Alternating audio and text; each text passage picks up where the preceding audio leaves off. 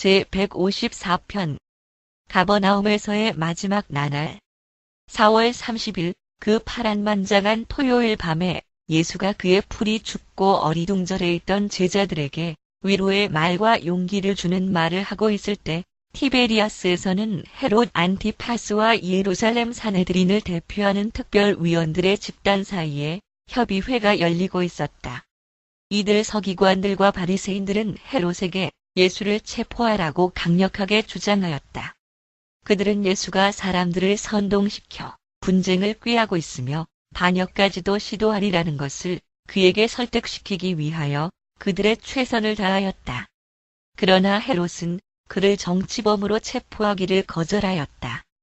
헤롯의 충고자들이 그에게 사람들이 예수를 왕으로 선포했던 일과 그럼에도 불구하고 그가 어떻게 그 제안을 거절했었는지 호수 건너편에서의 에피소드를 정확하게 보고했었다. 헤롯의 가문 사람의 하나인 추자의 부인이 여자 봉사단 집단에 속해 있었기 때문에 추자는 헤롯에게 예수는 이 세상의 정치 문제에는 전혀 개입을 원하지 않는다는 사실을 알려주었었다. 그것은 그가 단지 그의 신도들 안에서 영적 형제됨을 이룩하는 데에만 관심이 있으며 그 형제됨이 바로 그가 주장하는 하늘의 왕국이라는 것이었다. 그는 추자의 보고에 자신감을 가졌기 때문에 예수의 활동에 간섭하기를 거절하였다. 헤롯은 또한 이때에는 예수를 대하는 그의 태도가 세례 요한에 관한 그의 미신적인 두려움 때문에 영향을 받고 있었다. 헤롯은 변절한 유대인들 중의 하나로서 아무것도 믿지 않는 반면에 또한 모든 것에 두려움을 갖고 있었다. 그는 세례 요한을 죽인 것이 항상 양심에 걸렸기 때문에 예수에 관한 음모에 끼어들기를 꺼려하였다. 그는 예수가 많은 병자들을 고쳤다는 것을 알고 있었고 그를 선지자나 비교적 해가 없는 종교적 열광자로 보았다.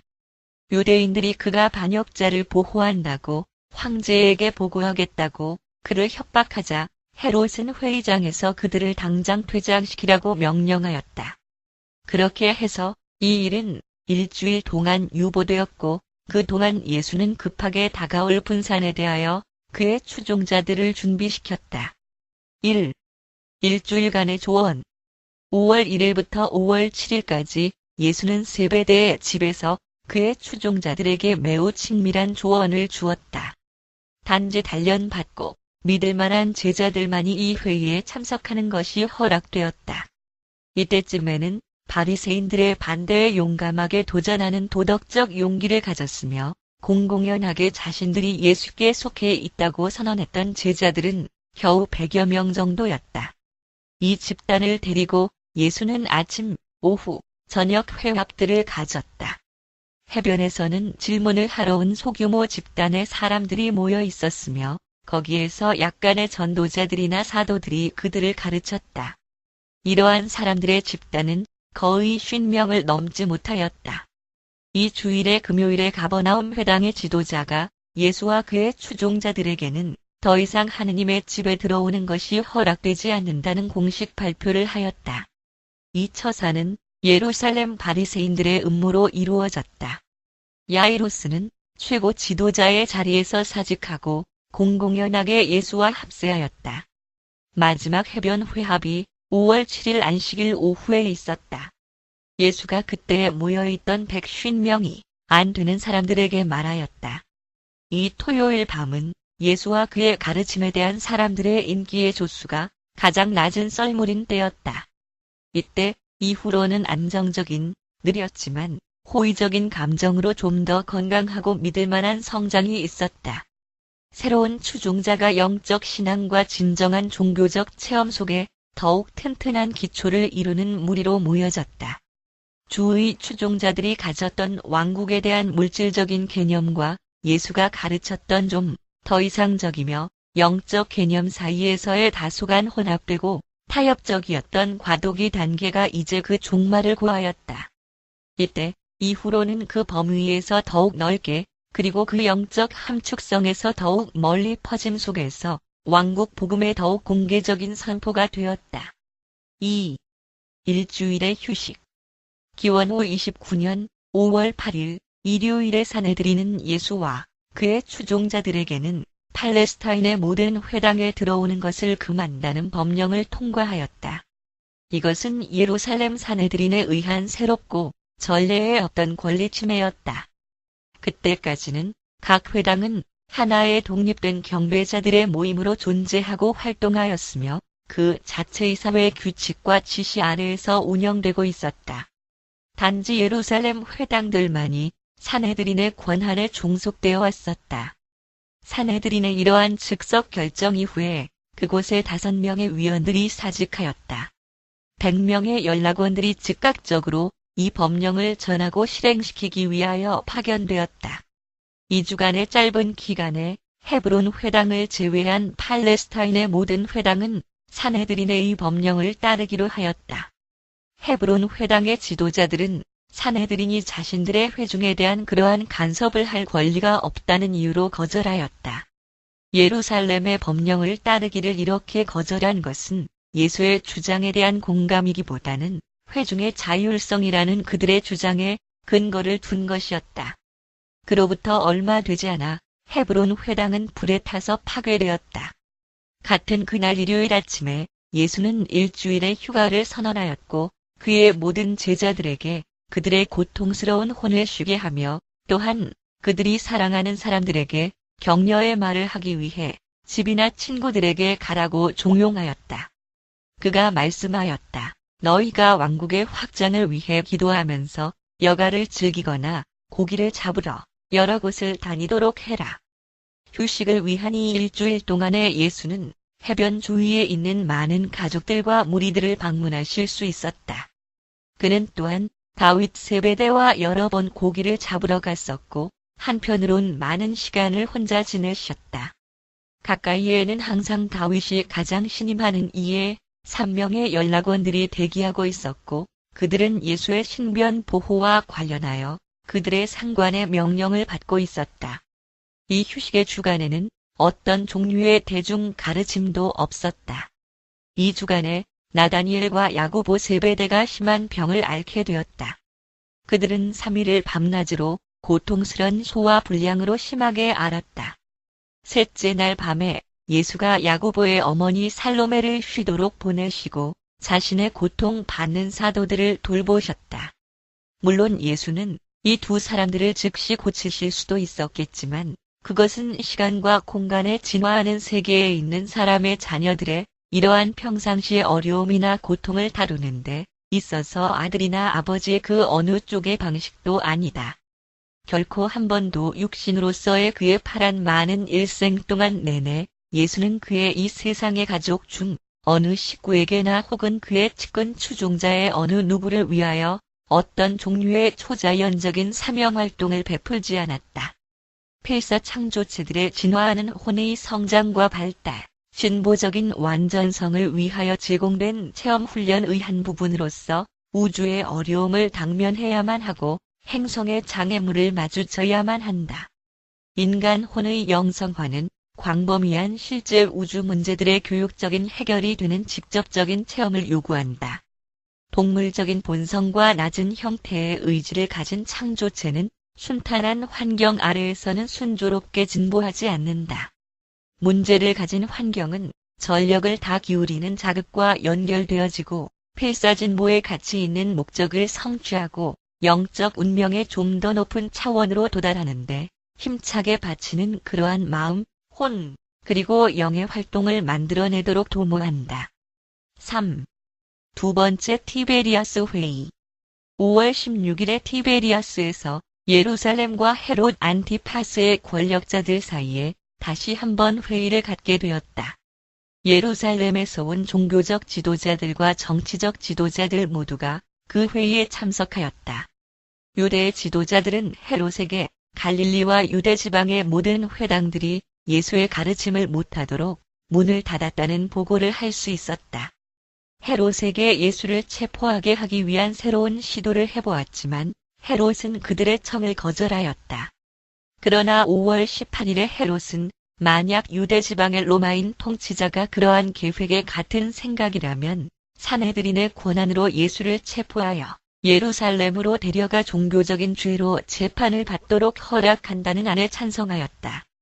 그러는 동안 예수의 적들은 쉴 새 없이 갈릴리 전역의 헤롯이 예수께 적의를 품었으며 그것은 예수의 가르침을 믿는 모든 자들을 처형한다는 의미가 된다는 소문을 널리 퍼뜨렸다.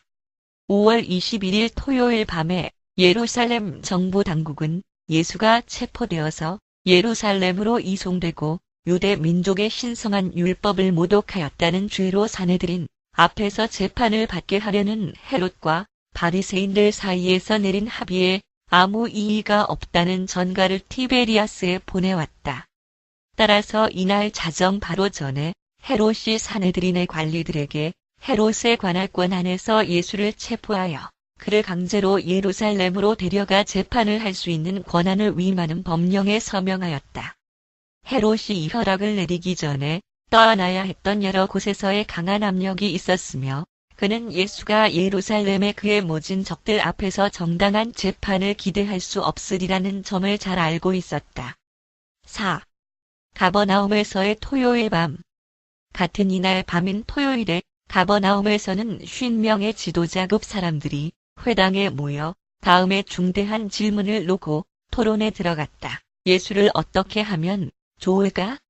그들은 자정이 지나서까지 이야기하고 논쟁해 보았으나 동의를 볼 아무런 공통 근거를 찾지 못하였다. 예수가 어쩌면 메시아, 적어도 성스러운 사람 아니면 아마 선지자일 것이라는 믿음을 가진 약간의 사람을 제외하고 그 회의에서 예수에 대한 견해가 거의 똑같은 4개의 집단들로 갈라졌다. 1. 그는 망상적이며 아무 해가 없는 광신자임. 2. 그는 반역을 일으킬지도 모르는 위험한 선동자임. 3. 그는 악마들과 연관을 가진 자로서 어쩌면 악마들의 영주일지도 모르는 자임. 4. 그는 정신이 나간 자로서 정신적 균형이 잡히지 않은 미친 자임. 일반 사람들을 격동시키고 있었던 예수가 가르치는 교리에 관하여 많은 말들이 있었다. 그의 적들은 예수의 가르침이 비실질적인 것이라서 모든 사람이 그의 관념에 따라 살아가려는 진정한 노력을 한다면 아마도 모든 것들은 산산조각이 나버릴 것이라고 주장했다. 그리고 많은 후세 세대들의 사람들도 같은 것을 말하였다.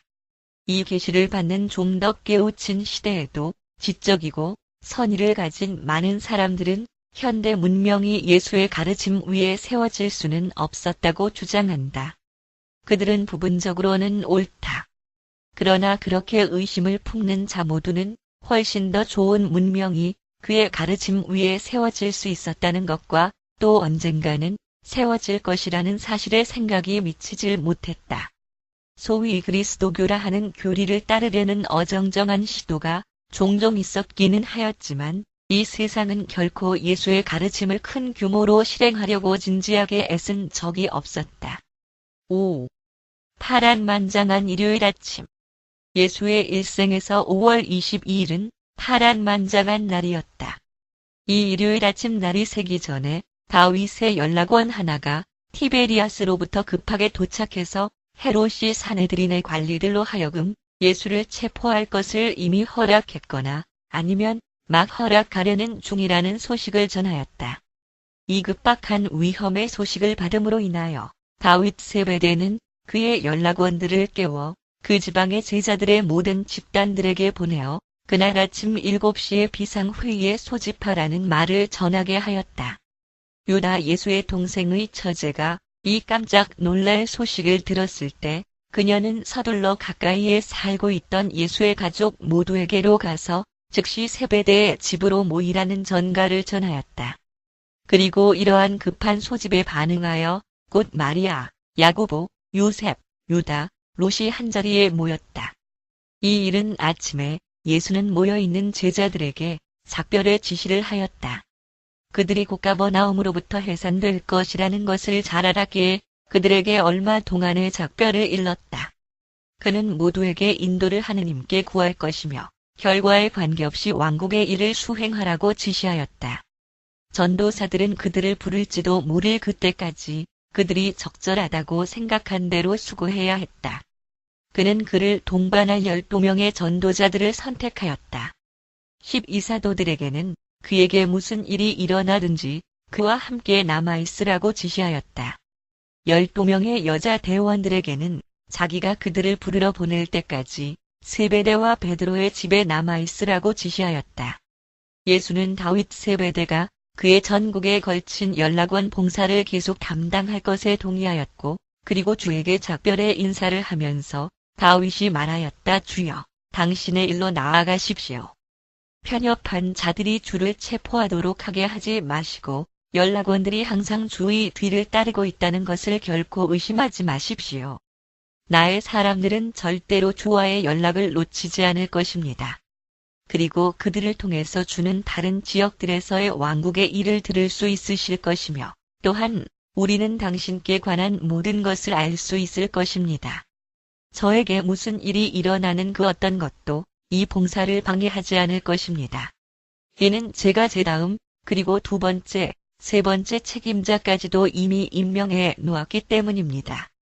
저는 선생도 설교자도 아니지만 이것을 행하는 것이 나의 가슴 속에 있고, 그리고 나를 막을 자는 아무도 없습니다.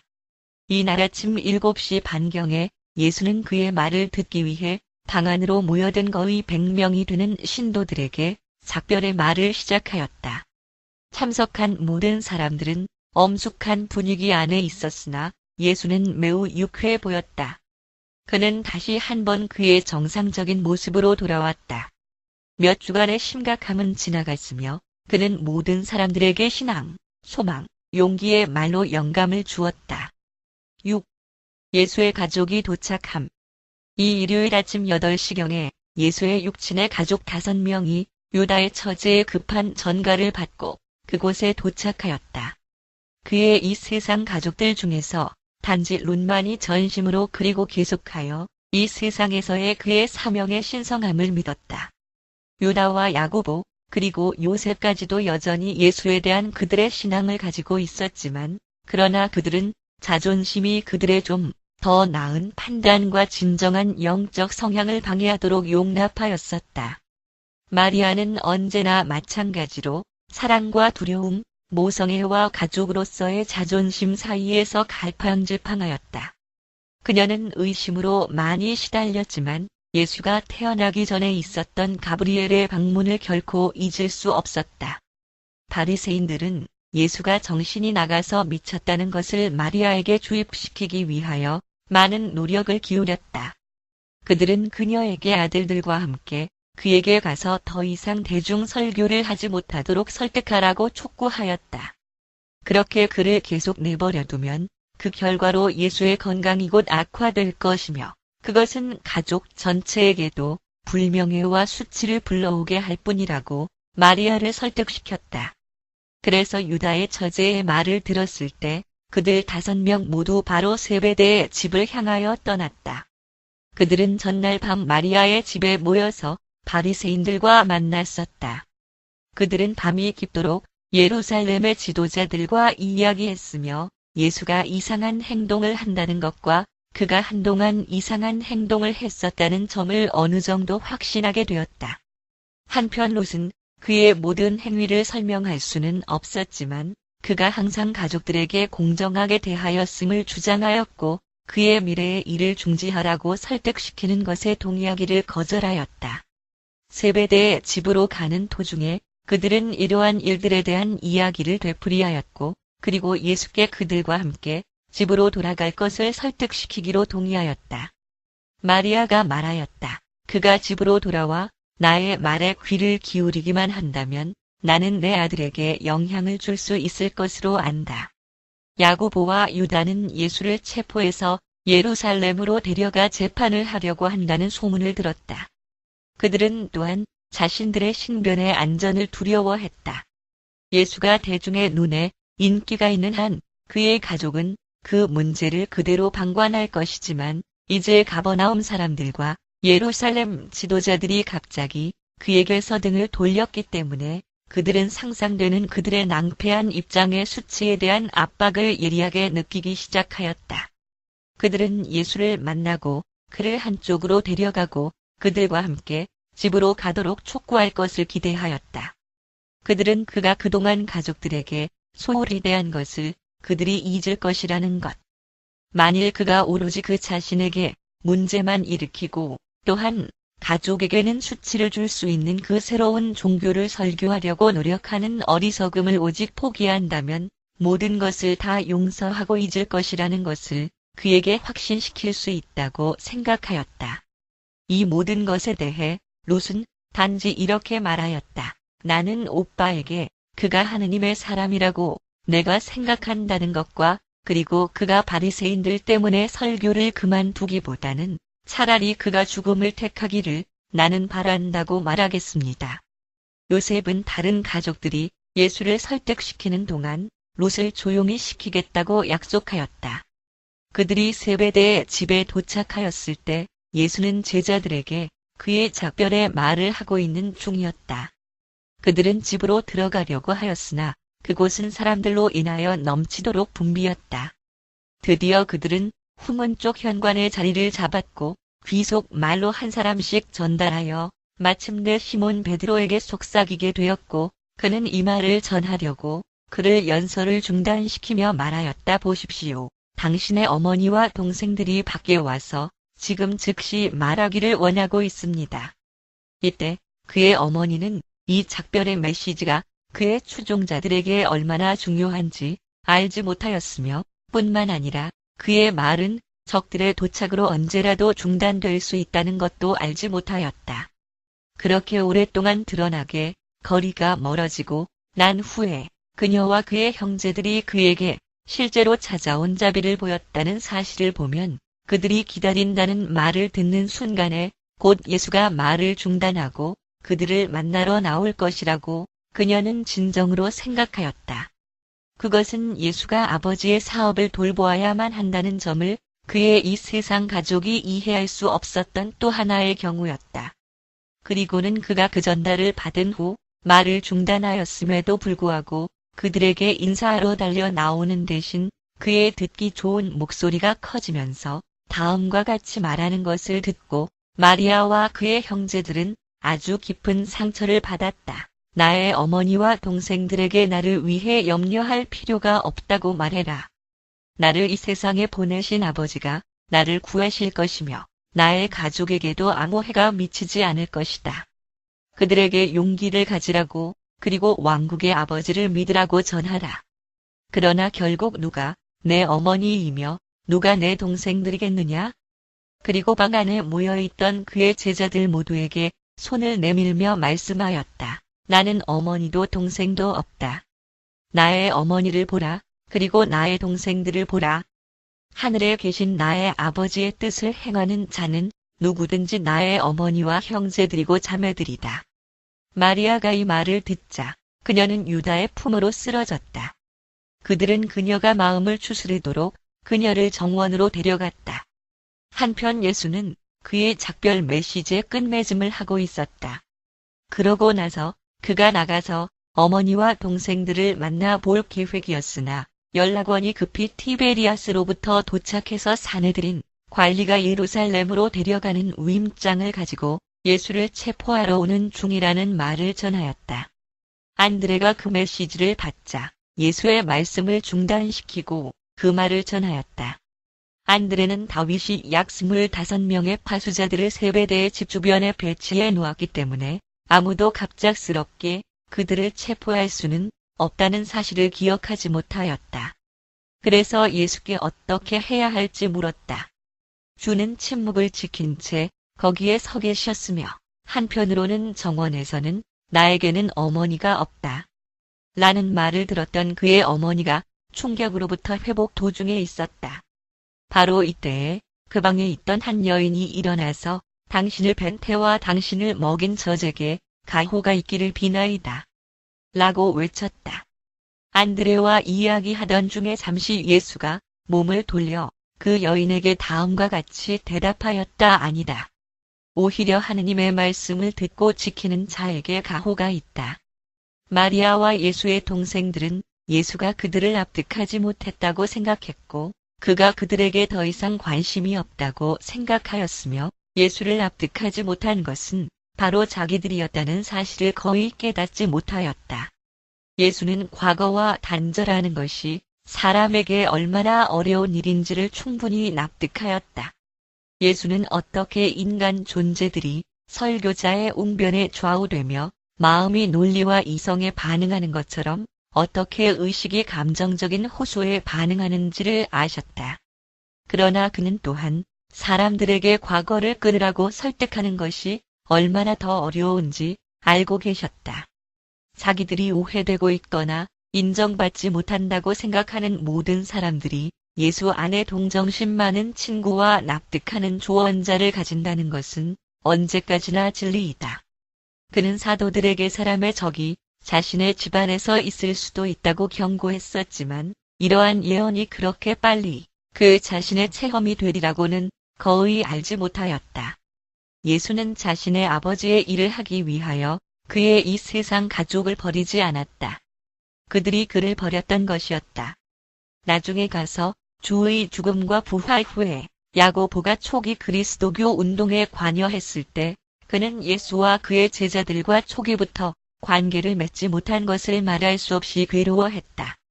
이러한 사건들을 헤쳐나가면서 예수는 인간 마음의 한정된 지식에 따라 행동하기로 작정하였다. 그는 하나의 단순한 사람의 신분으로 그의 동료들과 함께 그 체험을 겪기로 하였다. 그가 떠나기 전에 그의 가족을 만나보려고 했던 것은 예수의 인간 마음이었다. 그는 자신의 설교를 중도에서 멈추고 싶지 않았으며 또한 그렇게 오랫동안 떨어져 있은 후에 자기들의 첫 만남을 그렇게 대중적인 일로 만들고 싶지 않았다. 그는 자신의 말을 완료하려고 했었고 그리고 그 다음에 떠나기 전에 그들을 찾아갈 계획이었다. 그런데 이 계획이 바로 잇따라 일어난 사건들의 동시 발생으로 인하여 이루어지지 않았다. 그들이 서둘러 떠나가야 했던 일은 세베대의 집 뒷문에 다윗의 연락원이 도착함으로 야기되었다.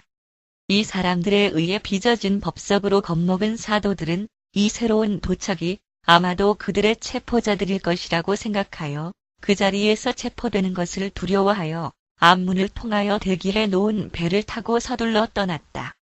이 모든 것이 왜 예수가 집의 후문에서 기다리고 있던 그의 가족을 만나러 가지 않았던 이유를 설명해주고 있다. 그러나 급하게 떠나느라 배에 오르는 와중에서도 그는 다윗 세베대에게 다음과 같이 당부하였다. 내 어머니와 동생들에게 그들이 와 주어서 고맙다는 말과 내가 그들을 보려고 했었다는 말을 전해라.